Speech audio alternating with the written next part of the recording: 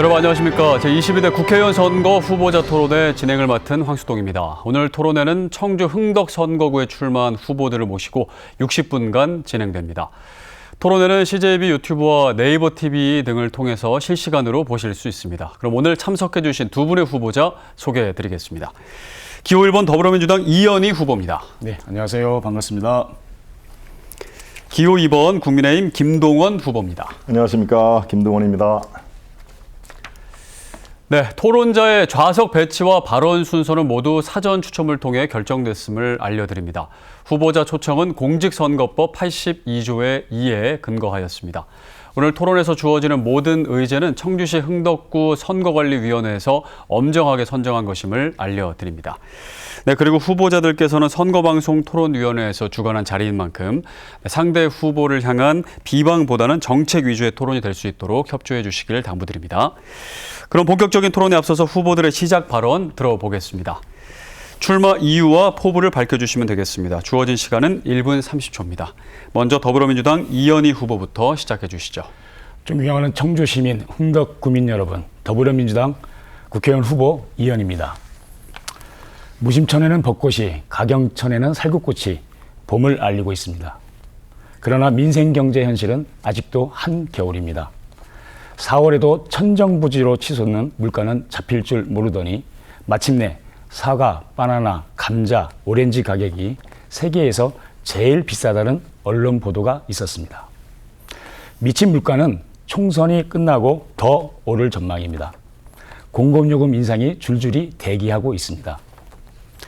윤석열 정부의 부자 감세로 56조 원이라는 역대급 세습펑크를 내는 동안 직장인의 근로소득세는 늘어나 10년 새 최대 비중을 차지했습니다. 소득은 줄어드는데 가구당 이자 비용은 20% 늘어났습니다. 서민들 지갑은 다치고 소상인과 자영업자들은 절망적입니다. 민생 경제만 문제입니까?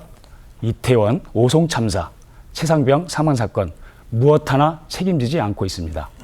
명품 빼기 의혹, 양평 고속도로 의혹, 주가 조작 의혹 투성이입니다. 도주대사 파동, 이틀막, 의료 대란까지 대한민국이 무너지고 있습니다. 무능하고 무도한 윤석열 정권을 심판해야 하는 이유입니다. 민심은 천심입니다. 시민 여러분, 투표로 민심이 무엇인지 제대로 보여주십시오. 다음은 국민의힘 김동원 후보입니다. 존경하는 청주 시민 여러분, 흥덕 구민 여러분, 대한민국의 정중앙 교통 중심지 이곳 청주 흥덕은 지금 역사의 갈림길에 서 있습니다. 지난 20년간 흥덕 발전이 정체됐다면 지금부터는 날개를 달고 비상을 해야만 하는 가장 중요한 시기입니다. 성장을 위한 변화, 발전을 위한 개혁이 절실히 필요한 요즘입니다. 우리 흥덕은 20년간 민주당 독점을 마감하고 이제 새롭게 바뀌어야 합니다. 후보의 인물과 정책보다 당을 보고 투표하는 묻지마 투표 이제 거두어 주십시오. 참신한 인물, 흥덕을 발전시킬 경제 전문가, 선거법 위반을 한 적이 없는 깨끗한 참일꾼을 선택해 주시길 바랍니다. 흥덕구의 잠재력을 아낌없이 펼칠 수 있는 새로운 리더가 필요한 이유이기도 합니다. 저는 지금부터 김동원의 세 가지 약속을 드리고자 합니다. 첫째, 흥덕에 삼성바이오를 유치해 2만여 명의 고용 창출을 통해 실질적인 가계소득이 10% 이상 늘어나는 먹고 사는 민생 문제를 해결해 드리겠습니다. 둘째, 제가 속한 국민의힘 여러분의 눈높이에 매우 미흡했다는 점 인정합니다. 사과합니다. 저부터 반성합니다. 오직 탄핵만을 외치며 발목 잡는 민주당의 거짓 정치가 아니라 저는 민생 경제를 최우선으로 삼겠습니다. 셋째, 하루하루 살아가기 어려운 서민과 소외된 분들, 사회적 약자를 꼼꼼히 살피겠습니다. 지역이 다양한 이슈에 귀를 기울이겠습니다. 김동원은 지금 합니다. 감사합니다. 네, 두 후보의 시작 발언을 들으셨습니다. 그럼 본격적으로 토론 시작하겠습니다. 오늘 토론은 사회자 공통 질문, 공약 발표와 검증, 그리고 주도권 토론, 마무리 발언 순으로 진행이 됩니다. 먼저 사회자가 제시하는 공통 질문에 대한 후보들의 답변을 들어보는 시간입니다. 답변이 끝나면 상대 후보의 답변과 관련해서 질문할 수 있는 시간이 주어집니다. 공통 질문 첫 번째 주제는 지역 경제와 환경입니다. 네, 질문 드리겠습니다. 청주시, 그중 특히 흥덕구는 산업단지의 제조업을 중심으로 지역 경제 기반을 다져왔습니다. 최근에는 지속 가능한 발전과 환경 보존에 대한 인식이 높아짐에 따라 경제 발전 못지않게 쾌적한 환경에 대한 욕구도 증가하고 있습니다. 지역 경제 발전과 환경 보전, 이 두 마리 토끼를 잡기 위해 후보들께서는 어떤 의견을 갖고 계신지 말씀해 주시기 바랍니다. 먼저 국민의힘 김동원 후보의 답변부터 듣겠습니다. 1분 30초입니다. 네, 첨단 기술 이것이 바로 키워드입니다. 발전이냐 환경이냐 이거는 선택의 양자택일이 아닙니다. 함께 할 수 있습니다. 상생이 얼마든지 가능합니다. 그 키가 바로 첨단 기술, AI로 상징되는 우리 곁에 와 있는 첨단 기술로 충분히 가능합니다. 예를 들어 보겠습니다.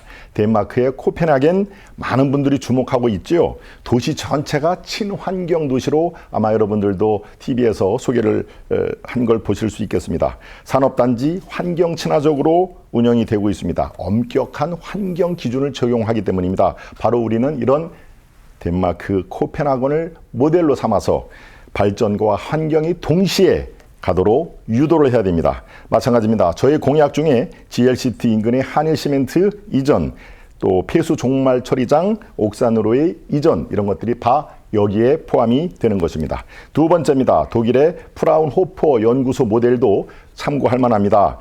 각 지역의 대학, 연구소 합력해서 산학년 클러스터를 조성한다는 게 그 얘기입니다. 마찬가지입니다. 청주 산단 제 공약을 보면요. 산업단지 구조 고도화가 바로 여기에 해당됩니다. 세 번째입니다. 싱가포르 쿨링가 마스터 플랜 이것도 제가 주목하는 대상입니다. 저희 공약 중에 스마트 그린 산업단지가 바로 여기에 해당되는데요. 바로 이 같은 세 가지 모델을 중심으로 발전과 환경이 동시에 가능하다. 이렇게 말씀드립니다. 네, 지역 경제 발전과 환경 보전 상생 방안에 대해서 더불어민주당 이현희 후보의 답변 듣겠습니다. 청주는 기존 굴뚝산업을 불리는 전통 제조업 중심에서 미래 신성장을 이끌 첨단 산업 중심으로 빠르게 재편되고 있습니다. 특히 우리 흥덕을 중심으로 반도체, 바이오, 2차 전지 등 첨단 산업이 집적돼 있습니다. 지역경제 발전과 환경보전 두 마리 토끼를 잡기 위해서는 청주의 이런 산업구조 개편과 첨단 산업단지 조성과 맞물려 신재생에너지를 선도하는 도시로 탈바꿈해야 합니다. 이는 우리 흥덕교의 대표적 기업인 SK하이닉스, LG생활건강과 같은 대기업들이 아리백에 가입해 있는 상황과도 무관치 않습니다.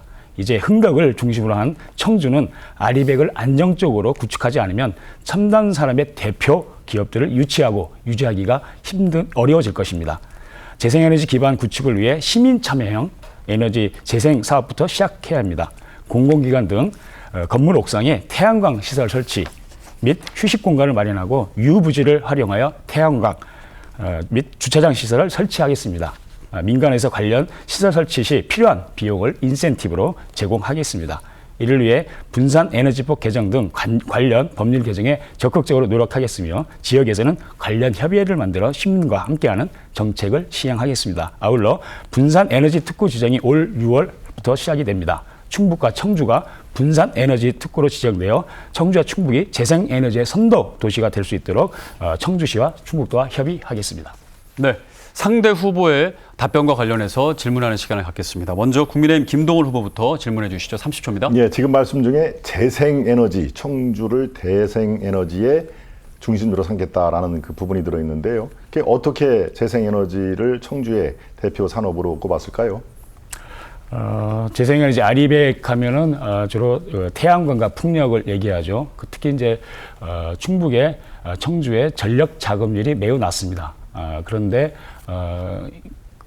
반도체, 2차 전지, 바이오 이 산업에 아리백 기업들이 많기 때문에 저희들은 그 재생에너지를 안정적으로 공급해야 되는 그런 것들이 매우 중요한 과제입니다. 그런데 아까 말씀드린 대로 전력 그 작업률이 매우 낮기 때문에 앞으로 그 태양광과 풍력을 통한 신재생에너지의 안전적 기반을 구축하려면 그 신재생에너지의 그 집적화 작업을 시작을 해야 되는데 아직 충북과 청주에는 그런 작업들이 미진해 있습니다. 특히 분산에너지 특구와 관련해서 준비 자체가 늦어져 있기 때문에 그것을 빨리 시급히 진행하는 것이 필요합니다. 그래서 10월 달에 용역 결과가 나오면 충북과 청주를 신재생에너지의 특구로 어떻게 만들 것인지 함께 힘을 합쳐야 된다고 봅니다.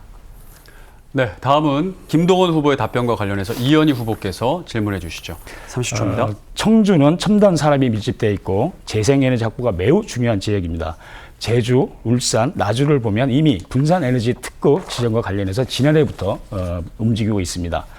전력 자금률이 9.4%로 전국 14위로 낮은 충북, 청주도 그런 분산에너지 특구 지정이 필요하다고 봅니다. 하지만 현재 윤석열 정부는 원전 정책이나 충북도 상황을 보면 재생에너지 정책이 완전히 뒤처져 있는데 청주가 신에너지 선도 도시가 되어야 될 필요성이나 대책에 대해서 말씀해 주시기 바랍니다. 예, 저는 생각을 조금 달리합니다. 청주를 신 재생에너지의 특구로 만들겠다. 글쎄요, 모든 경제는 선택과 집중이 가장 필요하지요. 청주시 지금 할 일이 너무나 많습니다. 기존의 SK 하이닉스로 대표되는 반도체가 있습니다.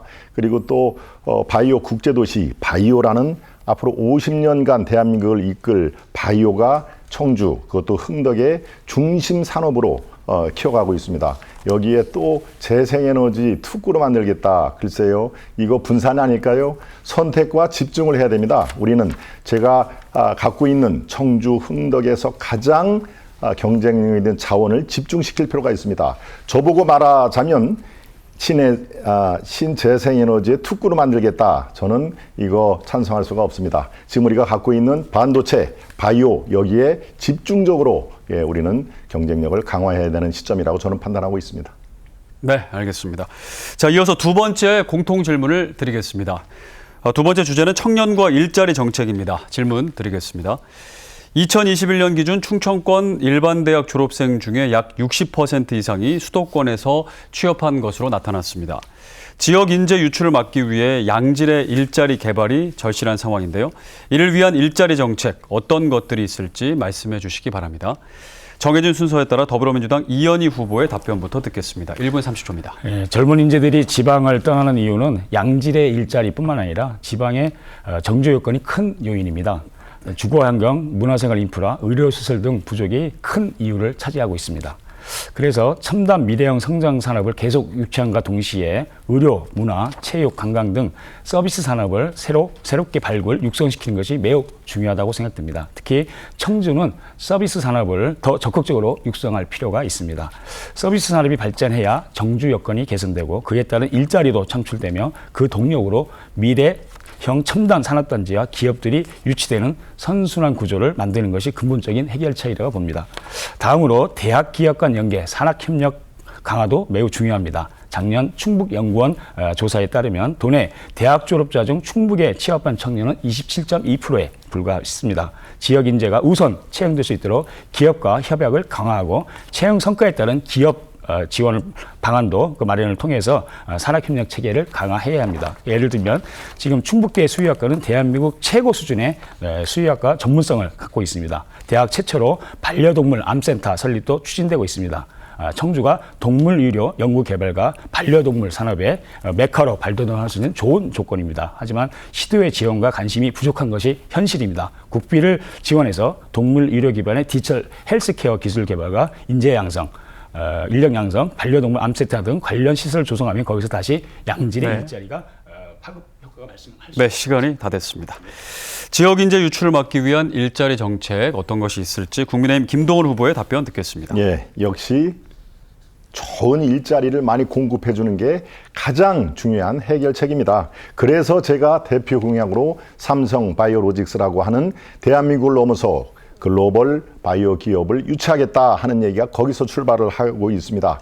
그렇다면 이제 청주 유치가 이루어지면은 우리의 자녀들, 우리의 후배들, 우리의 친구들이 다른 곳으로 갈 필요가 없습니다. 수도권으로 갈 필요가 없습니다. 바로 이 청주에서 고등학교, 대학을 나와서 바로 양질의 일자리를 갖게 되는 것입니다. 이것 말고 또 있습니까? 가장 중요한 것에 선택과 집중을 해야 됩니다. 그래서 저는 대표 공약으로 글로벌 바이오 기업을 유치하겠다 하는 얘기입니다. 또 한 가지 있습니다. 청년들이 이제 이생망 뭐 이런 얘기를 하죠. 아이고 이제 집은 내 평생 못 살겠다, 못 사겠다 하는 얘기, 이거를 우리가 해결해 줘야 됩니다. 청년 대규모 임대 아파트를 건립을 한다는 것이 저의 공약 중에 들어 있습니다. 부지가 어디냐? 복명동에 농수산물 도매시장도 있고요. 5만 5천 평의 강서 예비군 훈련장이 있습니다. 이 두 곳에 목 좋은 곳에 바로 청년 임대 아파트를 대규모로 건립해서 그들이 집주인 눈치를 보지 않고 편안하게 그들의 미래를 설계할 수 있도록 지어주겠다는 것입니다. 반드시 이거 가능합니다. 정주 여건 해결이 되죠. 좋은 양질의 일자리. 자, 그러면은 어디로 서울로 갈 생각이 있을까요? 수도권으로 갈 생각이 있을까요? 그렇습니다. 이 두 가지에서 해결책을 찾아야 됩니다. 네, 마찬가지로 질문 시간을 갖겠습니다. 이현희 후보 질문해 주시죠. 22년 기준 600만 가구의 반려동물과 함께 생활하고 있으며 관련 산업도 빠르게 성장하고 있습니다.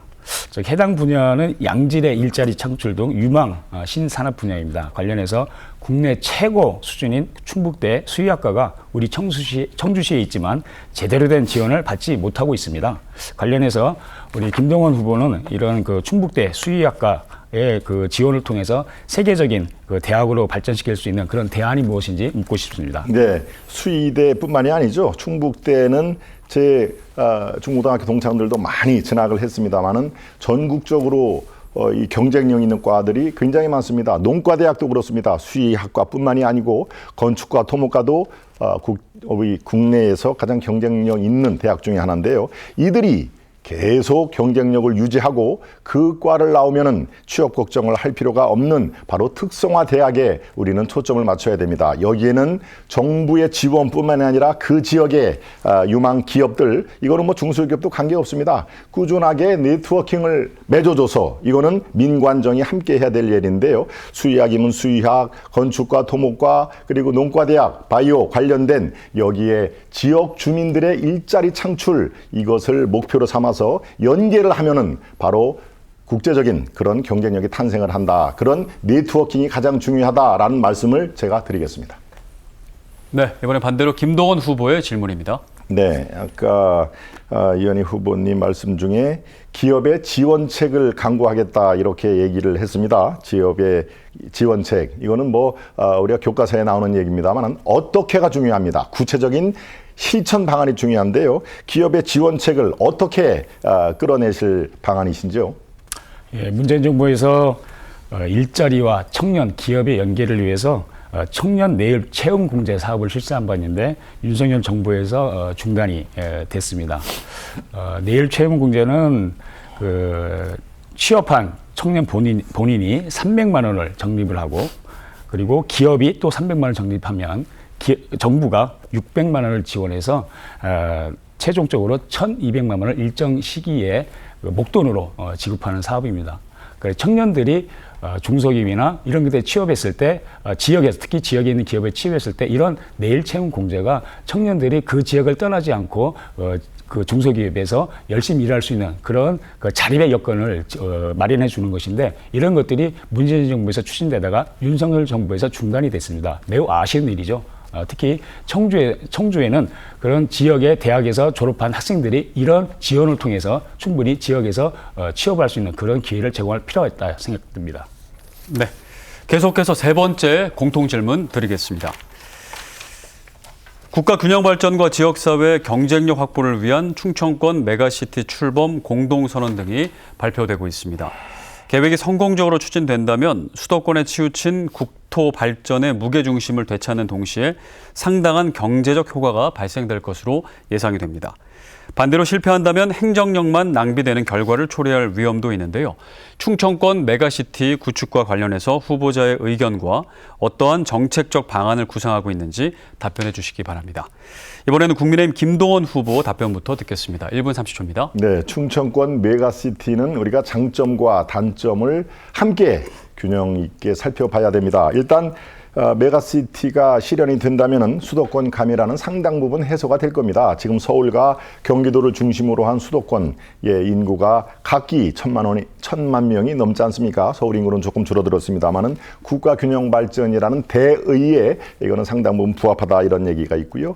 교통망이 구축이 됩니다. 메가시티에서 교통망을 빼면은 그거는 상당히 속빈 강정이기 때문에 어느 정도 교통망이 아마 확정이 될 것입니다. 주거 환경 개선도 메가시티를 통해서 어느 정도 긍정적으로 보는 그 시각이 많습니다만은 단점이 또 왜 없겠습니까? 메가시티를 보면은 지역 갈등이 있습니다. 마치 대전, 세종, 청주, 천안, 우리 주변에 있는 도시를 보면은 어느 도시가 주도권을 잡냐에 따라서 지역 갈등이 일어날 수가 있다. 우리가 이거 반드시 유념을 해야 됩니다. 재정 부담 또 어느 도시가 얼마만큼 재정을 부담하느냐 이거에 대해서 우리가 간과할 수 없습니다. 이게 면밀히 조사가 이루어집니다. 환경 문제는 또 어떻습니까? 사회적 문제, 젠트리피케이션이 있죠. 지역 원주민이 떠나야 하는 그런 걸 우리는 가봐야 정확하게 우리는 파악을 해야 됩니다. 자, 문제는 있습니다. 청주가 대전, 세동 또 천안에 비해서 주도권을 빼앗기지 않도록 사전에 선도적인 행정이 필요하다. 저는 이것을 강력히 추진할 것입니다. 다음은 더불어민주당 이현희 후보의 답변입니다. 네, 충청 메가시티의 출발은 노무현 정부의 행정 수도 이전으로부터 시작됐습니다. 그 완성은 수도 이전의 완성을 통해서 마무리하는 것이 바람직합니다. 메가시티가 되려면 크게 두 가지 축이 필요합니다. 바로 정치 행정 인프라와 산업 경제 인프라입니다.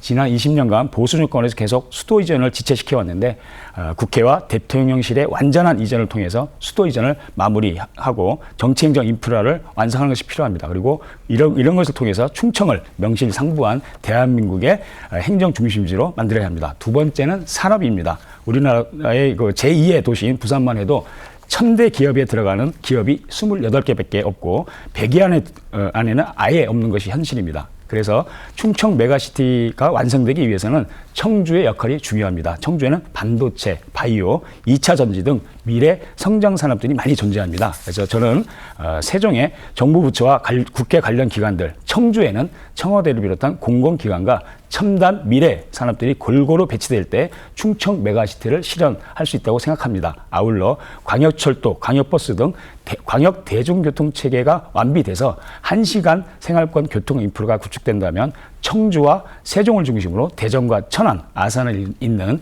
인구 600, 700만 명의 메가시티 실현으로 충청이 대한민국의 중심이 될 것이라고 생각합니다. 네, 답변에 대한 질문 시간입니다. 김동훈 후보께서 해주시죠. 예, 충청권 메가시티를 얘기를 했는데 또 청와대 얘기가 등장을 했습니다.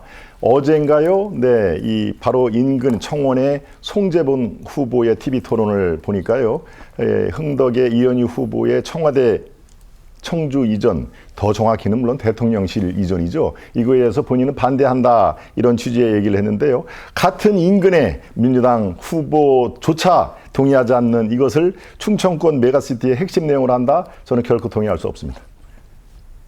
네, 답변해 주시죠. 네, 충청 메가시티의 핵심은 결국은 그 수도 이전의 완성입니다. 수도 이전이라면 국회와 청와대, 그러니까 대통령실의 이전을 뜻하는 것인데 다행히도 한동훈 비대위원장이 국회 완전한 이전을 얘기를 하셨습니다. 그렇다면 다음으로 청와대까지 충청으로 이전하는 것이 필요한데 이미 세종에는 국회와 행정부처가 다 내려와 있습니다. 이 포화 상태입니다. 그리고 그로 인해서 세종시가 블랙홀 역할도 하고 있습니다. 그렇다면 수도 이전을 완성하는 논의에서 청와대, 대통령실의 이전 대상지를 세종뿐만 아니라 청주도 그 대상지로 논의하는 것이 지금 필요한 시점입니다. 물론 이것은 아직 공론화가 되어 있지 않습니다. 그런 사회적 공론화 과정에서 출발해서 국회에서 개헌 논의 과정에서 충분히 청와대 청주 이전 논의 시작할 수 있습니다. 네, 앞서 김동훈 후보의 답변과 관련해서 이현희 후보 질문해 주시죠. 네. 국민의힘 전 김기현 대표가 김포시 서울 편입 발언 이후에 한동훈 비대위원장은 김포에 더해서 구리, 하남, 고양시에도 이제 서울에 편입 얘기하면서 서울 수도권 집중 현상을 더욱 붙이고 있습니다. 지역을 중심으로 한 국가 균형 발전을 해야 되는 시점에 수도권을 서울을 더 키우겠다라고 하는 것은 지역에 대한 관심이 없다는 것을 보여줍니다. 과연 그런 국민의힘에서 충청 메가시티 그게 과연 진심일까? 입으로만 하는 건 아닌지 네. 그에 대해서 말씀해 주십시오. 답변해 주시죠. 네, 조금 전에 말씀하신 것 중에서 김포, 구리, 하남은 잘 들여다보십시오. 이거를 강제로 하겠다는 얘기 아닙니다. 그 주민들의 의견이 이미 과반수가 넘는 도시들이 김포입니다. 하나가 구리, 하남. 예, 이들 주민들은 서울에 편입을 하면은 훨씬 더 교통이라든가 삶의 질이 높아진다라고 그렇게 얘기를 하고 있는 것입니다. 자료를 한번 찾아봐 주시기를 바라고요. 예, 이렇게 되면은 서울이 너무 커지는 거 아니냐? 행정은요, 커진다고 해서 더 비근해지거나 그런 게 효율적인 행정도 충분히 가능합니다. 예컨대 김포, 구리, 하남 등의 주민들이 우리 서울하고 가장 인접돼 있는 지역인데 서울로 편입할 수 있으면 편입해 달라. 김포 골드라인 얼마나 지옥철로 악명이 높습니까? 바로 그런 것들, 생활에 불편한, 이게 바로 민생의 핵심 아니겠습니까? 민생을 좀 풀어달라라는 의미에서 그런 메가 서울 시티 얘기가 나오는 것이죠. 네. 항상 중심은 민생입니다. 답변까지 잘 들었습니다. 이제 공통질문과 질의응답 시간을 마무리하겠습니다. 다음은 후보들이 내건 공약은 무엇인지 들어보겠습니다. 공약 발표 시간 1분 30초입니다. 공약은 유권자 선택에 중요한 잣대가 되는 만큼 공약 발표 후에는 검증 토론이 곧바로 진행되겠습니다. 상대 후보는 두 번의 공약 관련 질문을 할 수 있고 질문은 30초, 답변은 1분 30초입니다. 주어진 발언 시간이 끝나면 마이크가 자동으로 꺼진다는 점 유념해 주시기 바랍니다. 먼저 기호 1번 더불어민주당 이현희 후보의 공약 발표 듣겠습니다. 1분 30초입니다. 저의 대표 공약은 청와대를 청주로 이전하는 것입니다. 이것은 20년 전 노무현 정부에서 시작한 행정수도 이전을 최종적으로 완성하는 일입니다.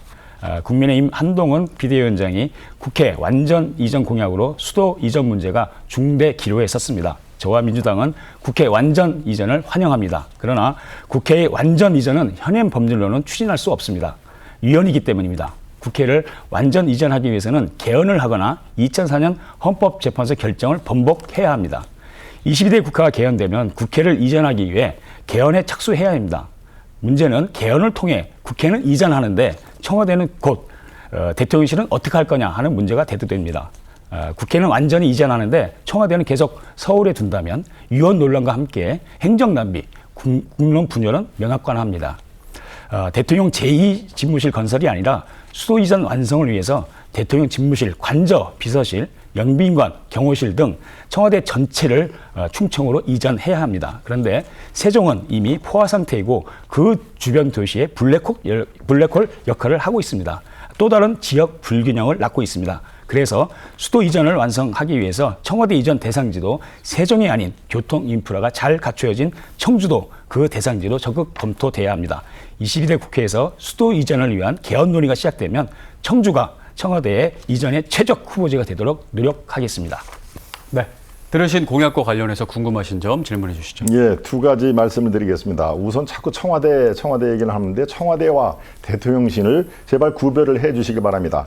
청와대는 지금 현재 서울시 종로구 효자동에 있는 고유명사 지역 이름입니다. 대통령이 전에 거주했던 그것을 지금 청주로 이전한다. 이건 말이 안 됩니다. 구체적으로 대통령실을 이전한다라는 워딩을 써야 됩니다. 이거는 우리 흥덕 국민들을 호도하는 것입니다. 워딩 문제 또 하나 헌법을 개정해야 된다. 천만의 말씀입니다. 개정 안 하고도 옮길 수 있는 방법이 충분히 있다. 네, 시간이 끝났습니다. 네, 질문 내용 파악하셨으리라 생각됩니다. 답변해 주시죠. 자꾸 명칭 개념 가지고 하시는데 60년 동안 국민들은 청와대로 인식해왔고 간단한 사례로 미국의 대통령실은 백악관이라고 합니다. 백악관이라 그러지 대통령실이라고 쓰는 미국 국민들은 없습니다. 세계 대부분의 그 대통령실은 별칭들이 있습니다. 그것으로 하는 것이고 한국은 60년간 청와대를 써왔고 이제 2년 용산 대통령실이라는 표현을 쓴 것입니다. 그리고 지금 그 김동원 후보께서 개헌 없이 그 국회를 이전할 수 있다 이렇게 말씀하셨는데 국회 이전 찬성합니다. 민주당이 20년 동안 추진해온 사업입니다. 그런데 그 지금 현재 추진하는 사업은 국회법을 개정해서 해서 12개 상임위 이렇게 온 겁니다.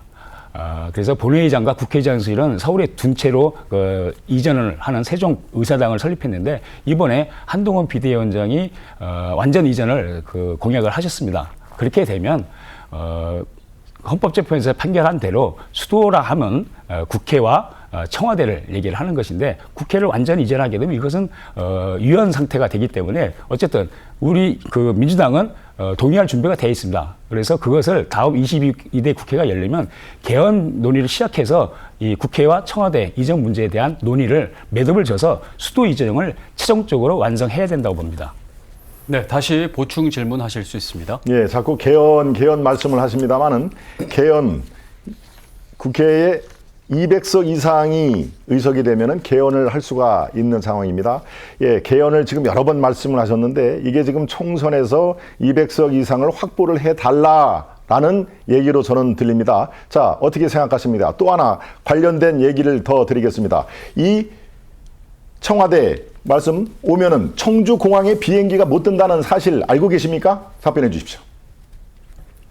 1분 30초입니다. 답변해 주시죠.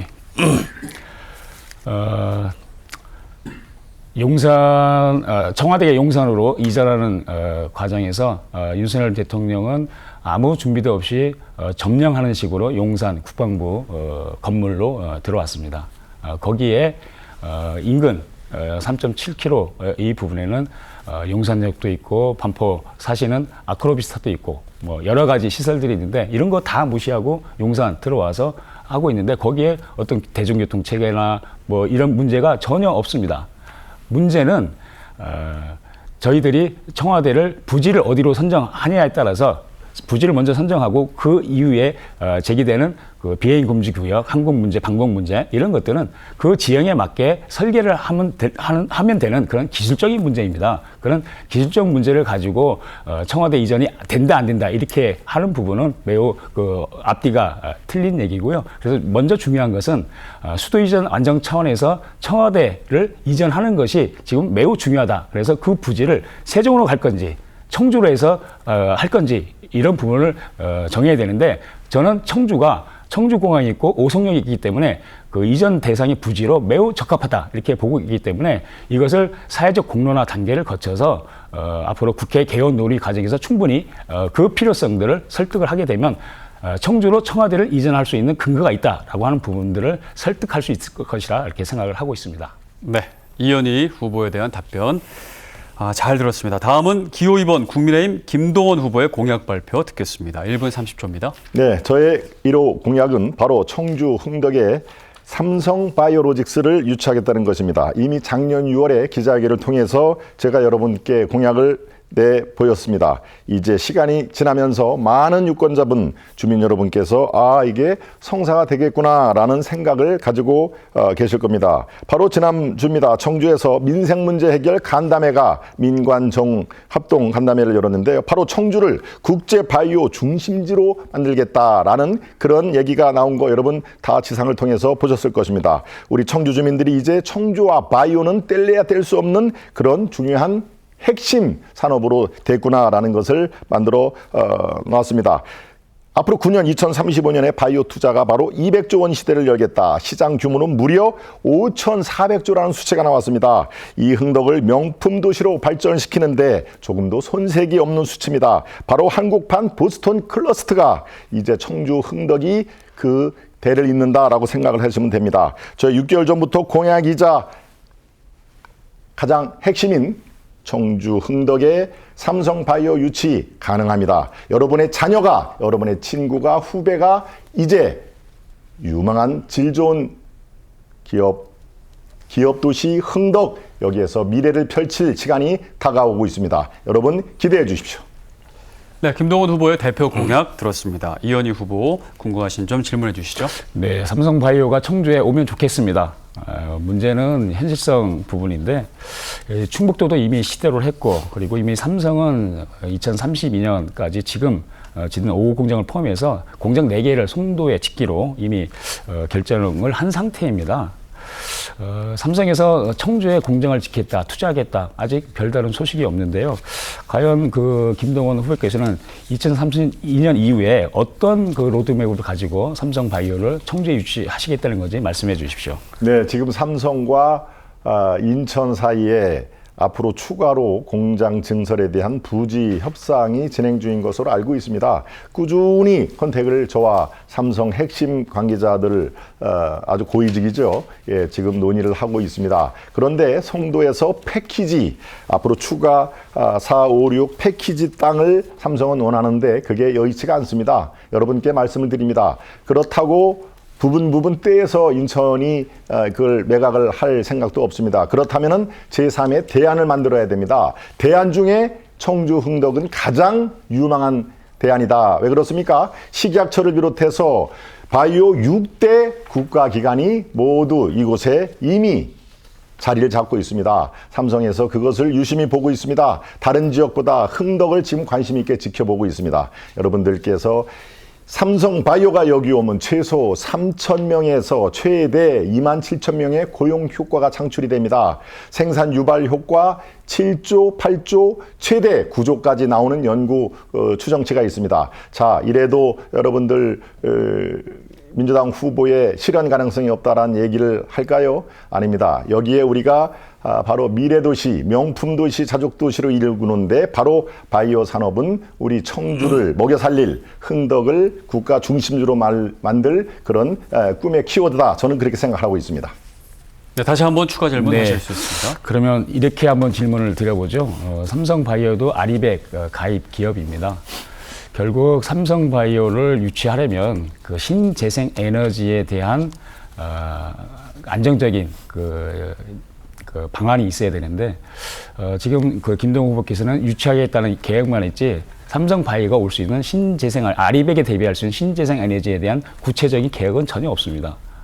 이런 부분에 대해서 어떻게 설명하실 건지 얘기를 해 주십시오. 아리백이 마치 대기업 유치를 하는 그런 가장 중요한 요인이라고 지금 생각하시는 건데 이건 큰 오산입니다. 아리백은 신재생 에너지 100%를 그 해당 기업이 만들어내거나 아니면 구매할 수 있는 것입니다. 지금 흥덕에서 그게 그 많은 재생에너지를 어떻게 생산하나라고 지금 얘기를 하시는데요. 아리백을 다시 한번 들여다보십시오. 이거는 직접 생산하거나 또 구매를 할 수 있는 그런 것이기 때문에 신재생에너지 아리백이 대기업 유치의 관건이 된다. 이거는 천부당 만부당한 얘기입니다. 이거 갖다 붙일 걸 붙여셔야죠. 이건 경광부에도 이런 경광부회가 없습니다. 대기업이 들어오면요. 일반 충청북도, 청주시 이런 민관정이 머리를 맞대고 다 공업용수라든가 또 발전시설, 전기, 재생에너지가 필요하면 또 구매를 하면 되는 것입니다. 그것이 기업 유치의 방해물이 된다? 그런 적을 제가 국내외 사례에서 본 적이 없습니다. 예, 저 경제부 기자 꽤 오래 했습니다. 어떤 기업이 추가로 증설하거나 이전을 할 때 아리백 때문에 못 간다 이런 얘기는 다시 한번 좀 공부를 해 주시면요. 그것은 아주 마이너한 얘기입니다. 그리고 중요하기는 하되 충분히 해결 방안이 충분히 있다라는 것을 다시 한번 말씀을 드리겠습니다. 네, 공약 발표와 검증 여기까지 하겠습니다. 답변 잘 들었습니다. 이제 주도권 토론 시간입니다. 주도권을 가진 후보자가 상대 후보에게 주어진 시간 9분 동안 자유롭게 질문하실 수 있습니다. 답변 시간은 30초 이상 보장해 주시기를 권고드립니다. 그리고 유권자분들께서 듣기에 불편한 정도의 과한 논쟁은 자제해 주시기 바랍니다. 그럼 국민의힘 김동원 후보부터 주도권 토론 시작하겠습니다. 9분입니다. 네. 예, 제가 여쭈지 않을 수가 없습니다.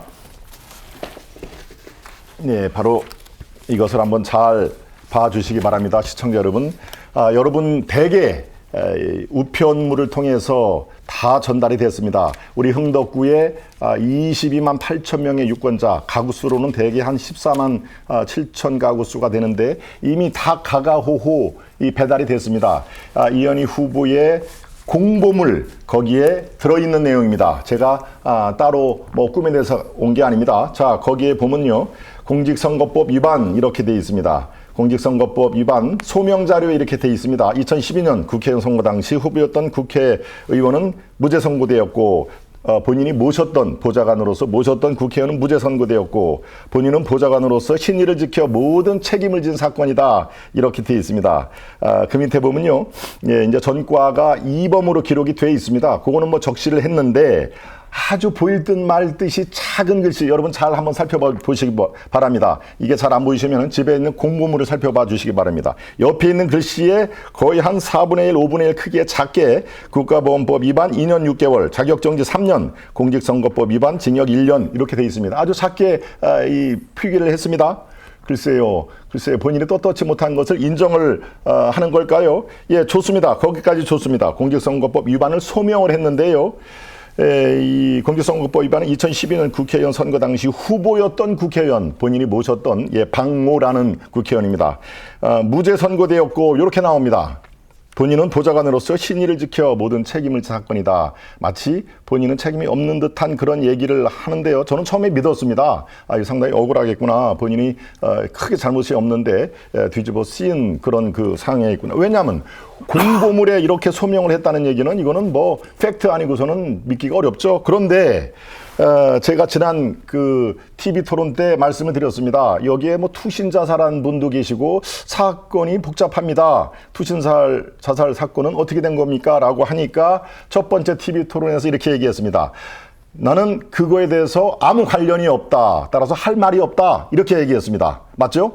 그래서 제가 더 이상 묻지 않았습니다. 첫 번째 토론에서. 두 번째 토론에서 이거 정확히 답변을 해 주십시오. 정말 아무 관련이 없는 겁니까? 큰 사건에 대해서 책임이 없다는 얘기입니까? 그럴 때 판결문에 다 나와 있습니다. 라고 얘기를 합니다. 판결문 저희 공개하겠습니다. 보여드리겠습니다. 라고 얘기를 했습니다. 그때까지 저도 믿었습니다. 그리고 우리 캠프에서 공식적인 문서를 보냈습니다. 약속했던 판결문을 보내달라라고 하니까 이틀 뒤에 이런 얘기가 들려왔군요. 그 판결문에는 다른 분의 개인 신상이 들어있기 때문에 보내줄 수 없다. 예, 저는 거기서 확신을 했습니다. 판결문에 매우 불리한 내용이 들어있겠구나 라고 해서 제가 백방으로 판결문을 구했습니다. 판결문을 들어서 자 이걸 이제 질문해 주시기 바랍니다. 예, 이걸 조금 설명을 더 하고 있겠습니다. 여기에 보면요, 이 사건의 한 피의자가 검찰 조사를 이렇게 받습니다. 더 할 말이 있습니까? 없습니다. 다만 저한테 일 시켜놓고 자기네들은 잘못이 없다거나 관여하지 않다고 하는 이현희가 밉습니다. 이현희가 밉습니다라는 말이 나옵니다.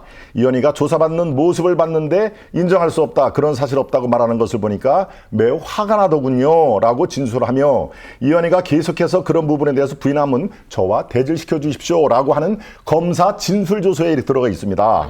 토론이 맞습니다. 네. 투신자살한 피의자도 마찬가지로 답변을 제가 질문을 하겠습니다. 자, 투신자살한 피의자도 이런 얘기를 했습니다.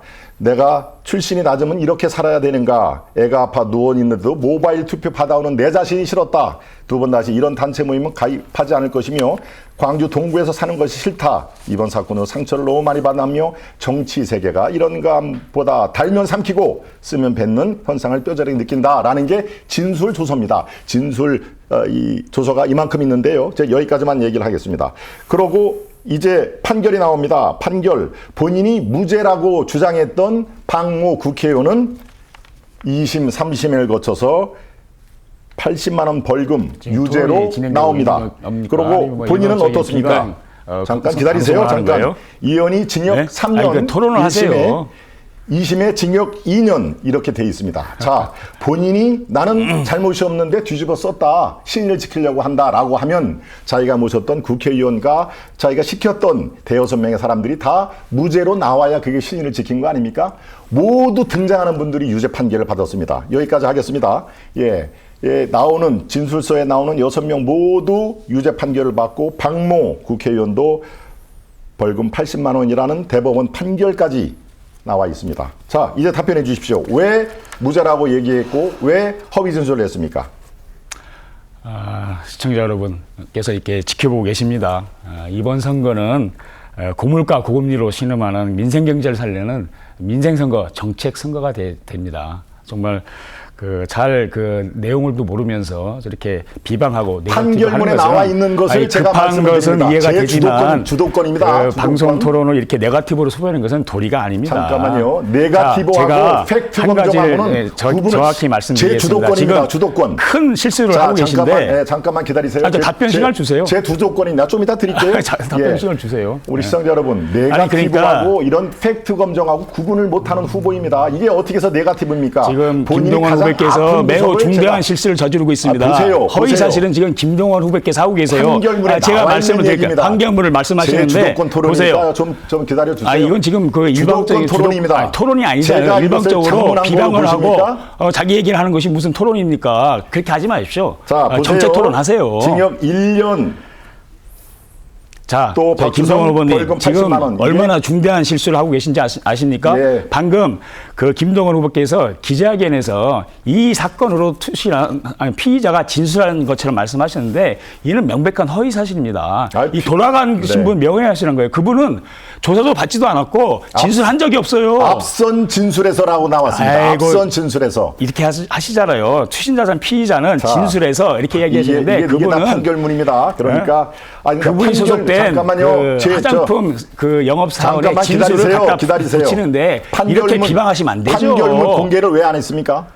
판결문 공개는 저는 지금도 하고 싶어요. 근데 그것이 법이라는 게 있습니다. 절차가. 예. 그래서 개인정보가 있고 저와 관련된 여러 가지 피의자들이 있기 때문에 그분들의 동의 절차가 있어야 된다는 거예요. 그것을 위반하게 되면 5천만 원 이하와 좋습니다. 5년 이하의 징역에 처한다는 거예요. 그래서 제가 그 법을 어길 수는 없는 거 잠깐만 아닙니까? 기다리세요. 그러니까 기다리세요. 지금도 언제든지 가능합니다. 이름 석자가 나오지 않습니다. 판결문을 보세요. A, B, C, D, 그것을 E, F로 나오지. 이름을 가린다 하더라도 절대 이름이 그런 부분이 그 명예훼손과 관련돼 있는 법이 있기 때문에 법이 그런 걸 어떻게 하겠습니까? 제 주도권 처장님 보세요. 네. 이름을 가리는 게 아니라 A, B, C, D, E, F라고 나오는 거 혹시 못 보셨습니까? 지금 현재 그래서 판결문을 구입해서 보신 거 아닙니까? 그러니까 그게 예. 왜 개인정보 네, 위반이 한 분씩 됩니까? 그것은 A, B, C, D, E, F니까. 번갈아가면서 대답해 네. 주시면 좋겠습니다. 그러니까 본인이 김동원 약속을 후보님 했지 않습니까? 판결문을 공개를 약속을 하겠다고. 했는데 저는 하고 싶은데 법이 그렇게 돼 있는 걸 어떻게 하겠습니까? 절차가 그렇게 돼 있는 그럼 거. 법을 모르고 약속을 한 겁니까?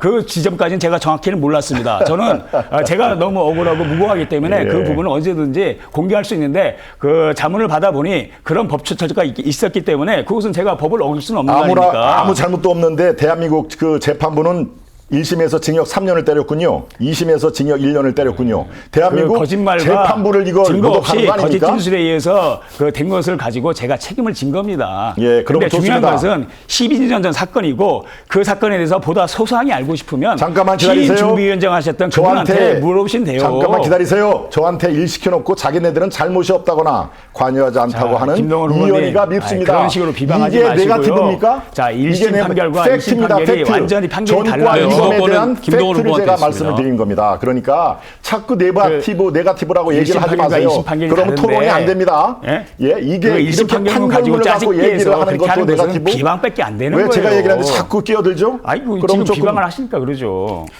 네, 시간이 다 됐습니다. 팩트 체크지요. 똑바로 네, 김동원 후보의 주도권 토론이 이제 끝났습니다. 두 후보 열띤 토론 펼쳐주셨는데요.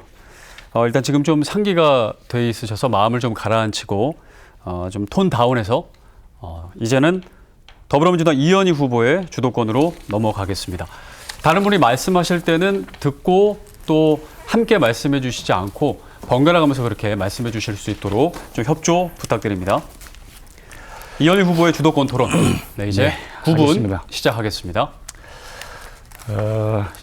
시민 여러분, 선거가 아무리 급해도 이번 선거는 경제가 어려운 상황에서 치러지는 선거입니다. 그래서 경제 토론, 민생 토론이 돼야 된다고 생각합니다. 그래서 저는 할 말은 많지만 정책 질의에 나서겠습니다. 먼저 그 물가 문제에 대해서 여쭤보겠습니다. 윤석열 정부 2년간 물가가 미친 듯이 올랐습니다. 사과 가격 한 개가 세계에서 가장 비싸다는 그런 보도도 있습니다. 서민들은 먹고 사는 기초 소비마저 줄이고 있습니다. 골목 상권은 폐허가 됐습니다. 자영업자들은 천조가 넘어서고 있습니다. 경제 실패 핵심은 경제를 모르고 있는 윤석열 대통령이 물가를 관리한다는 것입니다. 대표적인 것이 대파 875원 파동입니다. 그래서 저는 물가를 잡으려면 경제를 잘 모르는 윤석열 대통령이 경제에서 손을 떼고 경제 전문가에게 경제를 맡겨야 한다고 생각합니다. 이에 대한 우리 김동원 후보의 생각을 여쭙고 싶습니다. 네. 대통령이 경제에 시시콜콜 관여를 하나요? 이미 경제 쪽은 다 파트가 있습니다. 재정경제부, 산업통상자원부 각 분야의 장관, 차관들이 다 있습니다. 그들에게 책임과 권한을 이양을 한 겁니다. 지금도 대통령이 뭐 모든 그 물가라든가 이거를 직접 잡고 그랬나요? 예. 뭐 됐습니까? 문재인 정권 또 문재인 정권 얘기하면 또 과거 정권 탓을 하고 또 얘기를 분명히 할 겁니다만 마무리해 주시죠. 저희 아직 얘기 안 끝났습니다. 질문할 게 있습니다. 예, 문재인 제 정권 주도권 때는 토론입니다. 충분히 기회 드렸습니다. 아닙니다. 문재인 정권 때는 예, 그 집무실에 일자리 수치까지 매일매일 하는 보고가 있었죠. 그게 제대로 잡혔나요? 한 달도 못 갔습니다. 한 달도. 그렇게 됐습니다. 보여주의 그만하시고요. 행정을 했기 이제 때문에 CTX 질문으로 넘어가겠습니다. 네, 문재인 예. 정부가 최악의 정권이라고 그런 지금 얘기가 나오는 충청 겁니다. 메가시티와 예. 관련해서 매우 그 중요한 그 광역교통체계 중에 하나가 CTX 사업입니다. 이 CTX 사업은 정부는 사업비 50% 이상과 운영비 100%를 민간에 이제 부담할 계획인데, 하지만 민자로 사업을 운영하게 되면 적자가 발생할 때 요금 인상을 피할 수 없게 됩니다. 대표적으로 신분당선은 적자 보전을 위해서 편도당 최대 4,100원의 요금을 받는 상황입니다. 시민들이 이용하기에는 너무 비싼 금액입니다. 특히 광역으로 급행으로 하게 되면은 5,000원 이상 갈 수도 있다고 이렇게 생각이 되어집니다. 그렇게 될 경우 광역교통체 도심 통과 부분은 실제로 청주 교통체계, 대중교통체계를 새롭게 근본적으로 재편하는 매우 중요한 사업인데, 이 민자로 가게 될 경우 비용 부담 때문에 이용률이 떨어지고 무용지물이 될 가능성이 높습니다. 그래서 저는 CTX가 국비로 사업이 진행돼야 되고, 그리고 도심 통과 구간에는 열차의 정차역을 보다 많이 세워서 지하철의 기능을 할 수 있도록 해야 된다고 봅니다.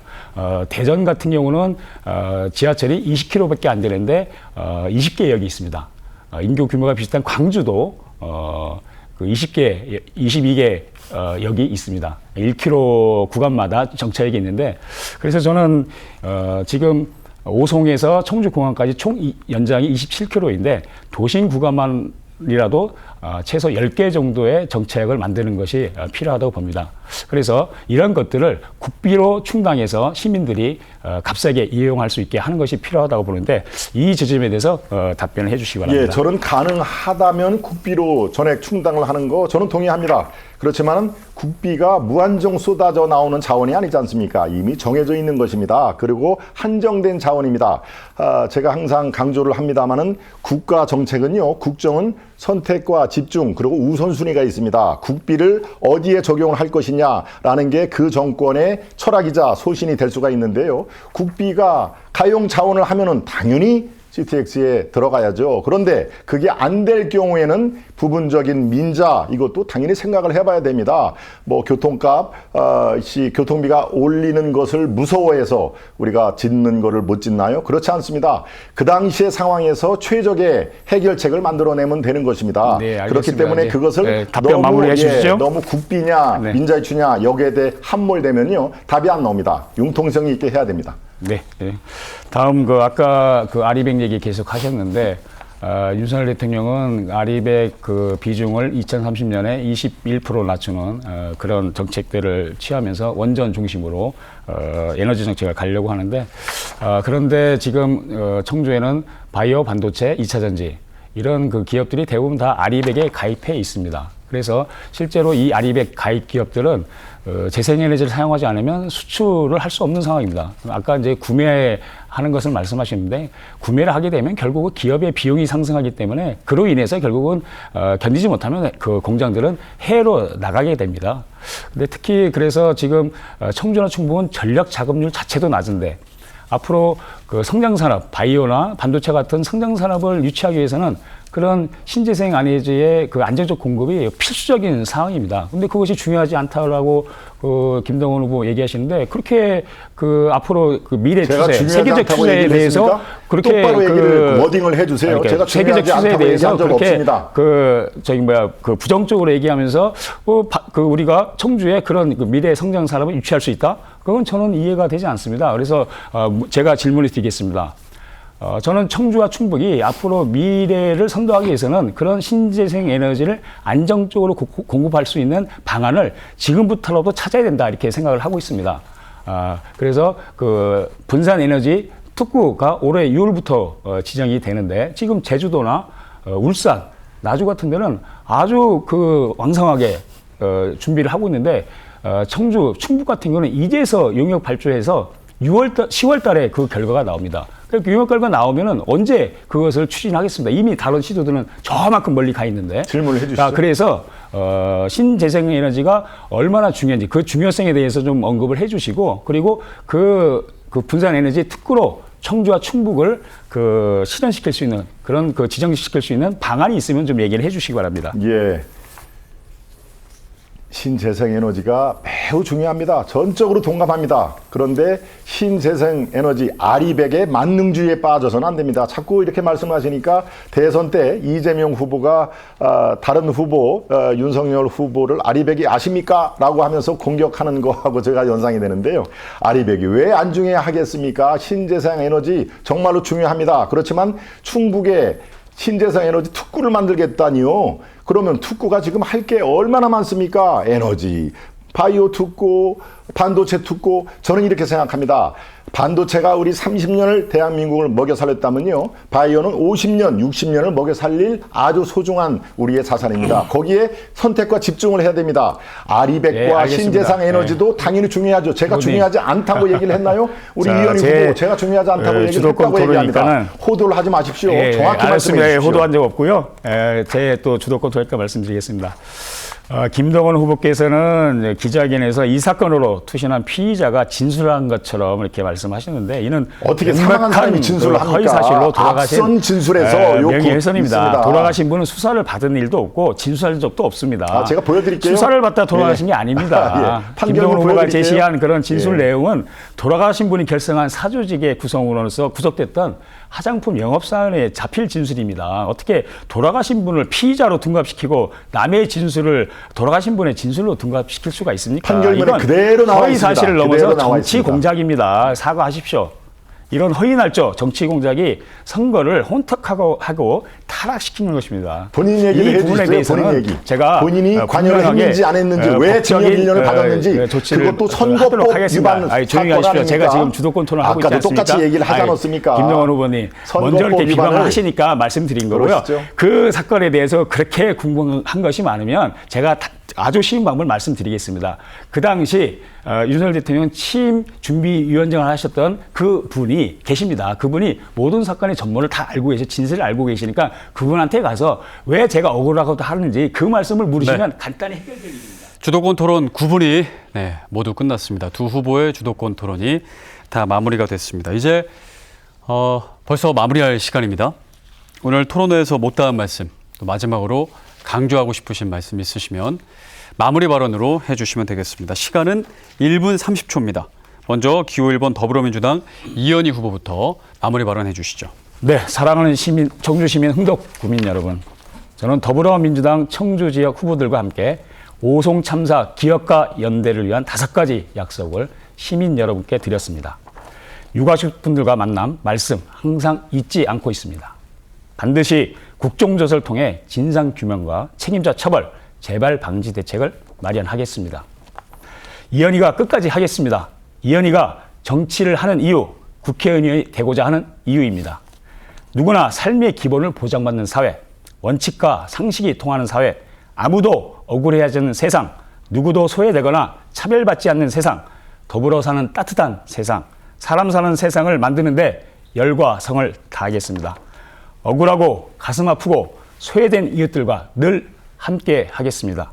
문턱 없는 정치, 친구 같은 정치, 소통하는 정치 실천하겠습니다. 민주당의 전략가에서 흥덕의 새 일꾼이 되겠습니다. 청주 흥덕의 변화와 발전을 위해 온몸을 바치겠습니다. 모두가 행복한 흥덕, 언제나 활력 넘치는 흥덕, 청년이 살고 싶은 흥덕, 안전제일 흥덕, 문화와 스포츠가 즐거운 흥덕을 만들겠습니다. 4월 10일 국회의원 선거를 윤석열 정권과 국민의힘 심판의 날로 만들어 주십시오. 투표가 경제를 살립니다. 투표가 흥덕을 변화시킵니다. 투표가 대한민국의 중심, 충청을 만듭니다. 민생은 민주당, 흥덕은 이현입니다. 감사합니다. 네, 마지막으로 국민의힘 김동원 후보의 마무리 발언 듣겠습니다. 흥덕의 유권자 여러분, 토론회를 보시면서 어떤 생각을 하셨습니까? 뜬금없는 청와대 유치가 흥덕의 민생 경제와 삶의 질 향상에 어떠한 연관이 있다고 생각하셨습니까? 전과 이범, 그것도 돈 살포로 1년 실형을 살고 청주에 온 지 100일도 채 안 된 사람이 우리 흥덕의 국회의원 후보로 나온다는 것 도대체 말이 됩니까? 우리 자존심 문제 아니겠습니까? 탄핵만을 외치는 후보가 흥덕의 참일꾼이 될 수는 결코 없습니다. 선거법 위반 범죄를 짓고도 도망다니기 급급했던 사람이 흥덕의 유권자 선택을 받아서야 되겠습니까? 저는 국회의원 후보이기 전에 흥덕구 가경동 중앙아파트에 사는 흥덕구의 일반 시민입니다. 민주당이 장악한 20년간 흥덕구는 정체되고 침체되어 왔습니다. 흥덕구민들의 변화와 발전에 지금 목말라 하고 있습니다. 정책과 비전이 없는 후보를 선택하면 흥덕은 결코 발전할 수가 없습니다. 저 김동원 세심하게 경청하고 적극적으로 실행하겠습니다. 능력과 정책으로 흥덕구의 민심을 책임지겠습니다. 젊은 정치로 생활의 변화를 제공하는 살맛나는 흥덕 꼭 만들겠습니다. 이제 여러분 선택의 시간이 다가왔습니다. 정치꾼이냐 참 일꾼이냐 과거이냐 미래인가 미래 세대와 소통하고 국민을 섬길 사람 민생정치 상생정치를 청주 이곳 흥덕에서 김동원이 지금 시작합니다. 감사합니다. 네, 이렇게 해서 두 분의 마무리 발언까지 다 들었습니다. 오늘 열띤 토론 펼쳐주신 두 분 수고 많으셨습니다. 네, 감사합니다. 감사합니다. 네, 내일부터 이틀간 이번 총선 사전투표가 진행됩니다. 전국의 모든 사전투표소에서 투표하실 수 있고 본투표는 10일 치러집니다. 바쁜 일상이지만 국가의 주인으로서 소중한 한 표 꼭 행사해 주시기 바랍니다. 청주시 흥덕구 선거관리위원회가 주관한 22대 국회의원 선거 후보자 토론회 여기서 모두 마치겠습니다. 시청해 주신 여러분 고맙습니다.